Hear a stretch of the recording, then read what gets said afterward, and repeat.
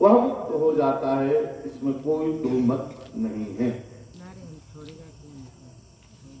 तदगृहम तीर्थरूपम वस्तम पापनाशनम, कहते हैं कि कथा भागवतस्यापि नित्यम भवति यदिग्रह, जिसके घर में भागवत मात्र की पोथी हो, यह भी कमी है, यह भी कमी है।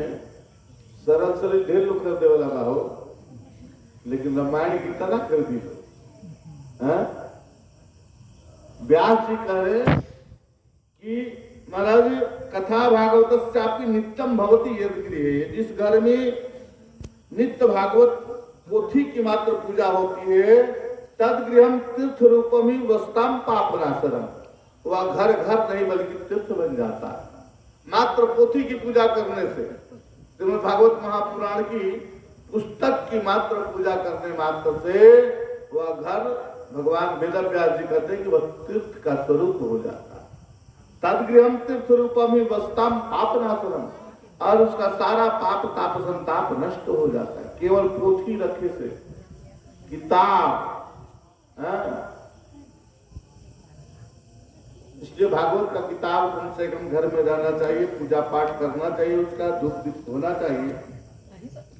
ऐसा तुलसी पोषणम चाहिए धेनुनाम सेवनम समम, उक्तम भागवतम नित्यम कृतम च हरिचिंतनम, भागवत की कथा सुनना या उसकी पूजा पाठ करना कितना फलदायी है। तो तुलसी पोषणम चाहिए धेनुनाम सेवनम समम, जितना गौ सेवा का फल मिलता है, तुलसी जी की सेवा का फल मिलता है, उतना फल श्रीमद् भागवत महापुराण के पुस्तक का पूजन करने मात्र से प्राप्त होता है। महाराज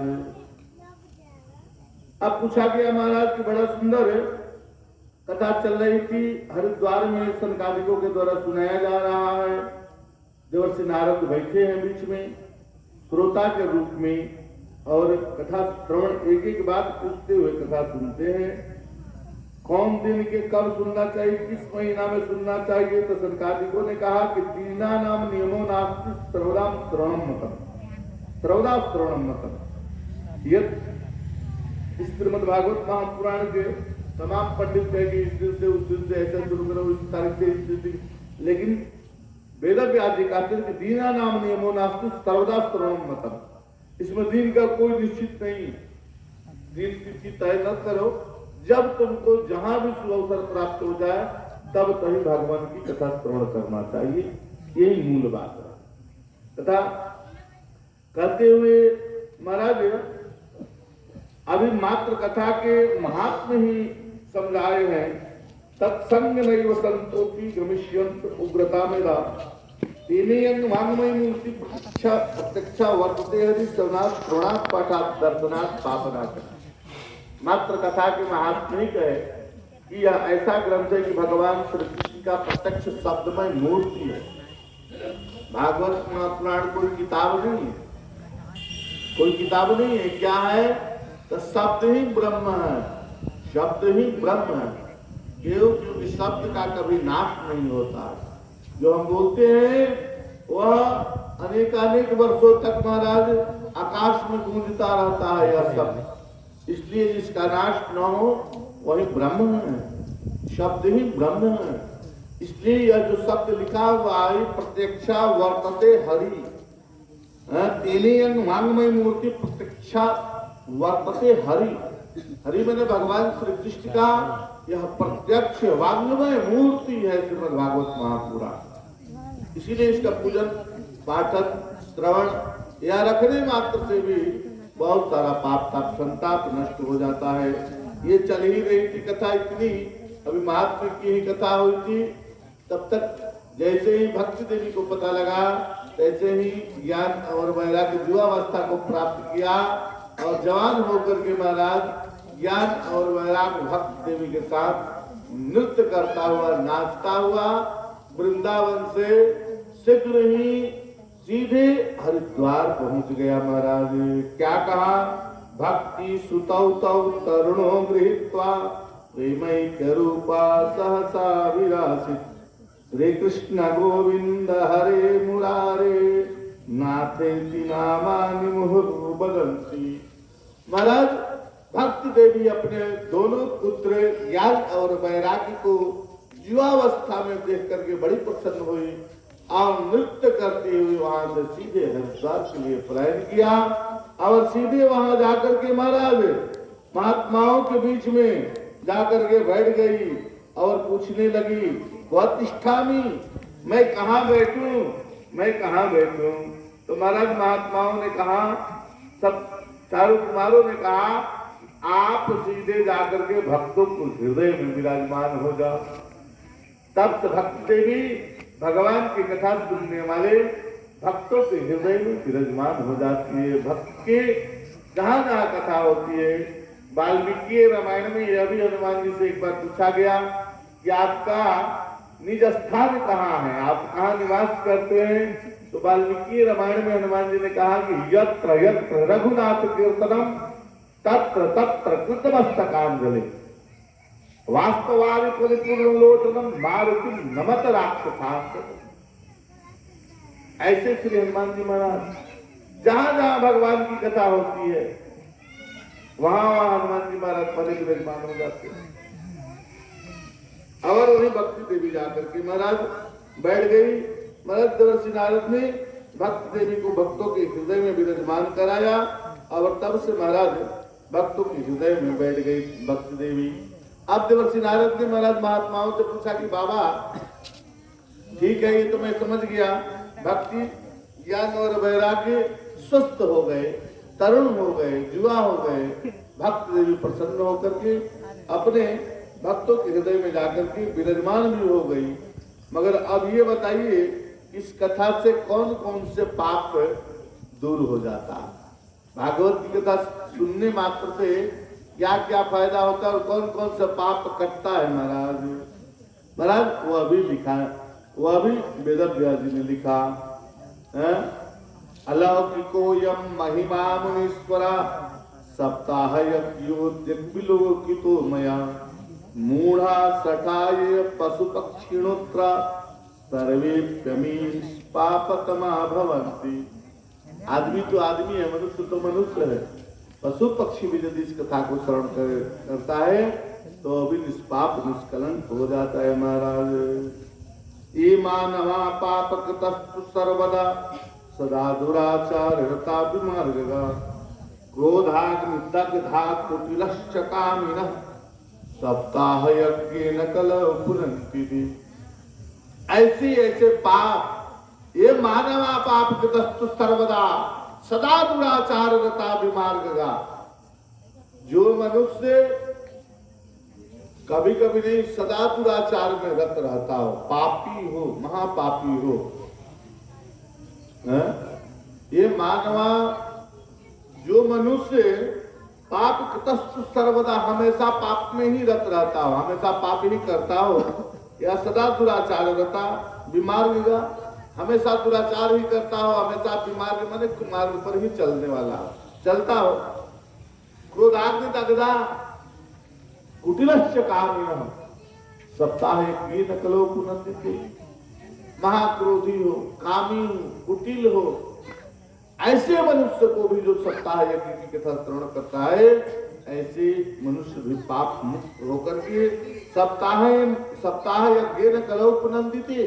ऐसे मनुष्य को भी सप्ताह यज्ञ के द्वारा उसके सारे पाप ताप संताप को नष्ट करके और ब्रह्मलोक अर्थात मुक्ति पद को प्राप्त करना संभव हो जाता है। सत्य नहीं ना पितृमातृरूषका कृष्णाश्रम धर्म वर्जिता एदंभिका मत सारिणोपि हिंसका सप्ताह यज्ञेन कलौ पुनन्ति।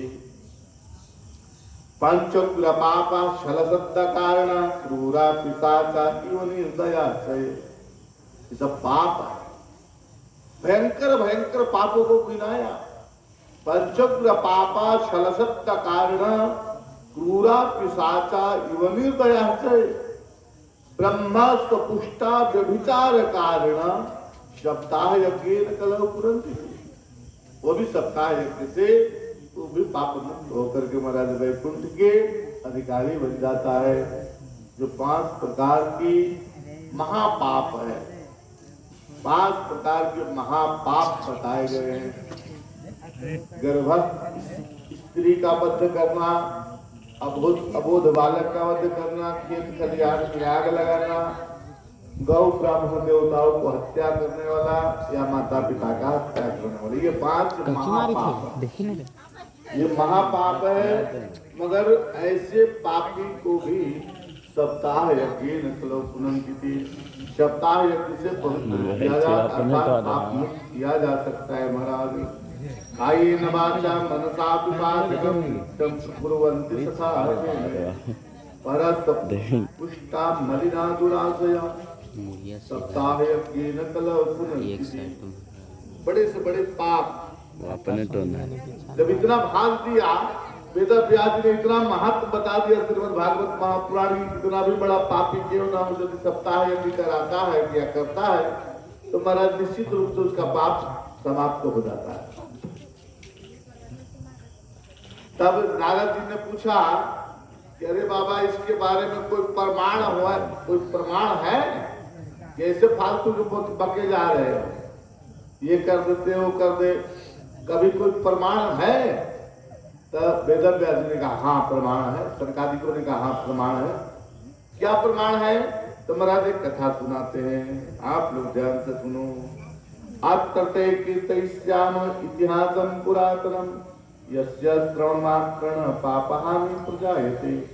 इस विषय में एक प्राचीन काल में पुराणों की कथा वर्णित होती है, इतिहास की कथा आती है। क्या कि महाराज तुंगभद्रा तटे पूर्वम अभुत्तम पतनम उत्तमम यत्र वर्णा स्वधर्मेण सत्सत्कर्म तत्परा। तुंगभद्रा नदी के तट पर एक ब्राह्मण रहते थे। कथा सुनो। तुंगभद्रा नदी के तट पर, तुंगभद्रा नदी है दक्षिण भारत में, जैसे हम लोग गंगा जमुना सरस्वती इत्यादि नदी है ना इधर, उसी तरह से उधर दक्षिण भारत में तमिलनाडु में जाओगे तो तुंगभद्रा नाम का नदी है। उस नदी के तट पर एक बड़ा सुंदर ब्राह्मण रहते थे, उनका नाम था आत्मदेव। सत्सत कर्म तत्परा, नित्य वैदिक कर्मों से अपना नित्य क्रिया किया करते थे, जीवन यापन किया करते थे, भिक्षाटन करके खाया करते थे, भगवान के त्रिकाल संध्या करते थे, त्रिकाल स्नान करते थे और बड़ा सुंदर ब्राह्मण थे महाराज। आत्मदेव उनका नाम था। उनकी पत्नी का नाम था धुंधली। उनकी पत्नी का नाम था धुंधली, याद रखना। धुम धुम करोती इति धुंधली। अब बेचारे कुछ दिन हुआ, कुछ दिन तक चला गृहस्थ आश्रम में भिक्षुको वित्तवान लोग के तत्प्रिया धुंधली स्मृता स्ववाक्य अस्थापिका नित्यम सुंदरी सुकुलोद्भवा।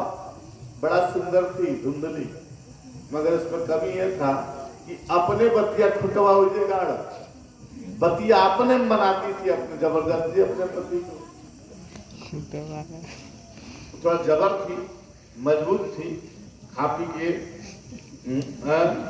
लोक वार्ता रता पूरा प्रायसो बहुजल्पिका, पक्का क्रूर थी। लोक वार्ता रता, दिन भर पड़ोसियों से बात करते थे, जब तक 2-4 घर से झगड़ा ना हो जाए तब तक ओकर भोजन नहीं पचता। रोज 2-4 घर से झगड़ा करना जरूरी था।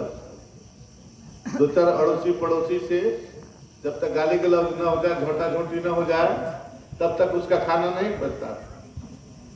लोक वार्ता रता क्रूरा प्रायसु बहुजल्पिका सूरा का गृहकृत्येषु कृपणा कलह प्रिया। कृपण कंजूस विकड़का थी, कलह की तो प्रिय थी। धनादम धर्म मार्गेण ताभ्यम नीतम तथापि न पुत्र नापि वा पुत्री ततः चिंता पुरोभूतम। मगर एक कमी जीवन में रह गई कि उसका कोई संतान नहीं हुआ, उसका कोई बेटा बेटी नहीं हुआ।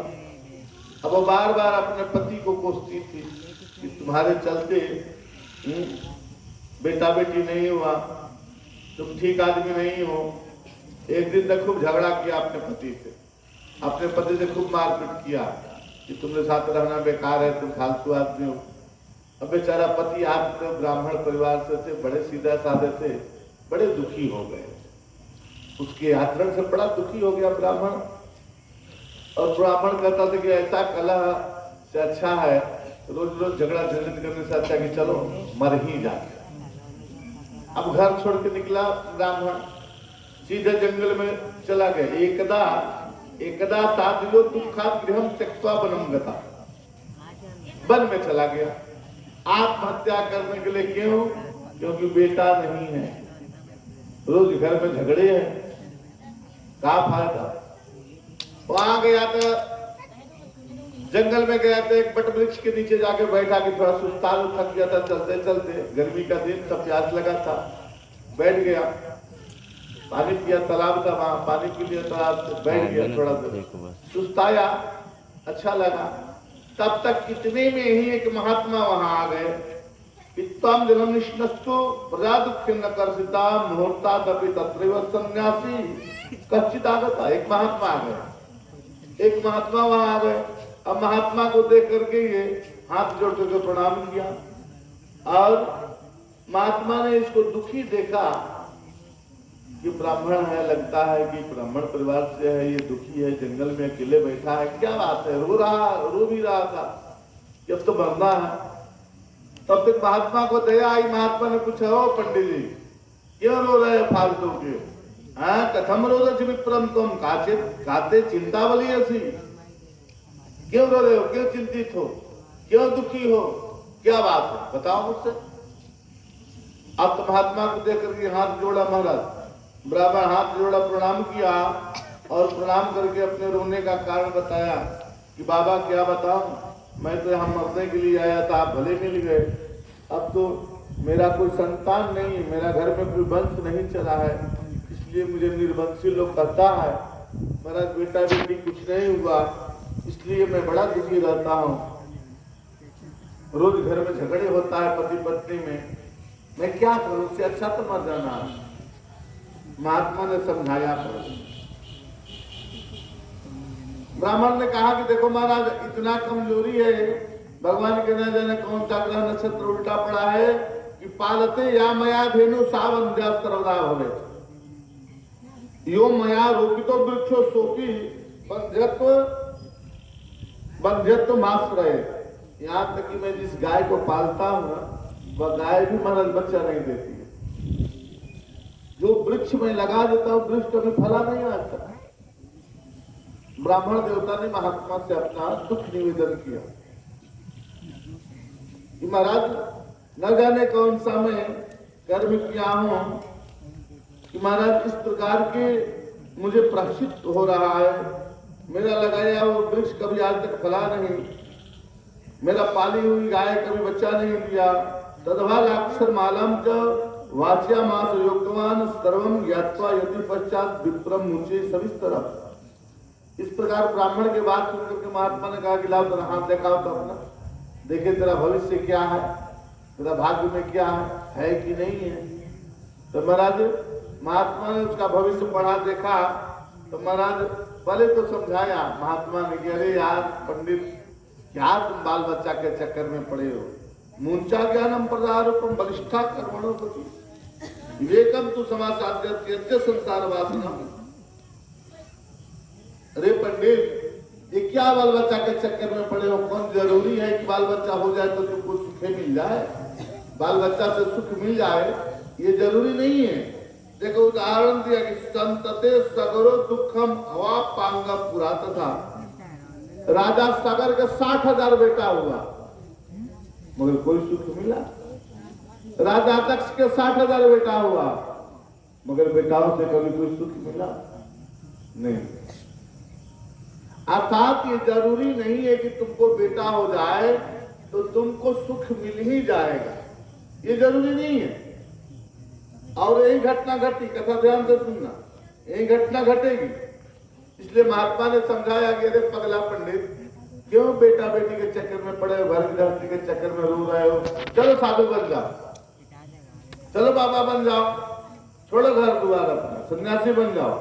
महाराज